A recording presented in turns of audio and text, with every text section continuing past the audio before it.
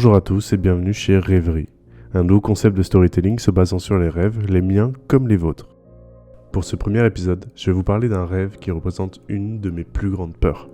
Un peu de contexte. J'ai une excellente mémoire instantanée, cependant j'oublie beaucoup de choses passées la journée. J'ai donc peur d'oublier mes proches et les moments importants de ma vie. Parlons un peu de ce rêve. Il démarre sur le mariage de ma sœur. Elle s'est mariée jeune et cela me stressait énormément à l'époque. J'ai à peu près 16 ans. Le mariage se déroule bien et j'en profite pour ressasser le passé avec ma sœur. Puis je rencontre de nouvelles personnes, notamment une fille avec qui je m'entends bien et qui a mon âge. Plusieurs mois après, je me retrouve chez cette même fille. On s'entend toujours aussi bien. On parle de tout et de rien. Je lui fais essayer des jeux vidéo. On apprend à se connaître et on devient de plus en plus proches. Je décide alors de lui montrer Star Citizen. Petite parenthèse, à la différence du jeu actuel, dans mon rêve, le jeu est terminé et beaucoup plus de joueurs l'utilisent à la manière d'un second life. Nous mettons donc nos casques VR et partons dans la simulation en se tenant la main. On a visité les villes cyberpunk du jeu. On est tombé dans des bugs, mais on a ri toute la journée. Je lui explique que dans Star Citizen, tous les personnages non-joueurs ont une routine et une histoire qui leur est propre. Pour la connaître, il suffit de leur demander. Alors on est allé voir le premier PNJ que nous avons trouvé.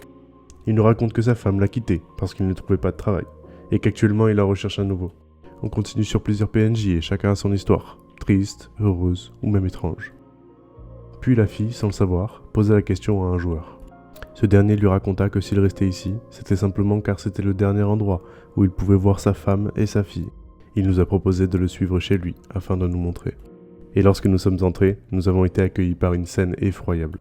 Une boucle infinie où l'on voit sa fille chuter dans les escaliers et se briser tous les os du corps. Puis la mère, réalisant la mort de sa fille et se suicidant en sautant du premier étage. Et cela en boucle, sans arrêt et sans qu'on puisse l'interrompre. Le joueur qui nous accompagnait a fondu en larmes. Il pleure la mort de ses chéris. La fille se déconnecta suite à ça. Je fis de même. Une fois chez elle, je la retrouve en pleurs. Et je la pris dans mes bras. Au milieu de ses sanglots, elle me frappe.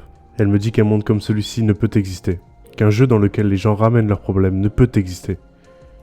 C'est là qu'une larme coule le long de ma joue. Puis je me suis réveillé. J'étais encore au mariage de ma sœur. Mais cette fois, c'était moi qui me mariais avec cette fille.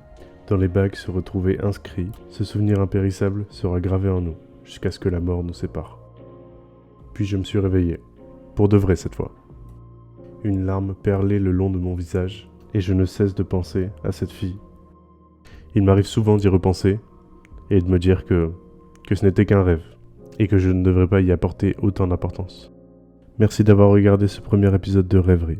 J'espère que mon rêve vous a fait voyager, et que vous avez aimé. Si c'est le cas, vous savez quoi faire.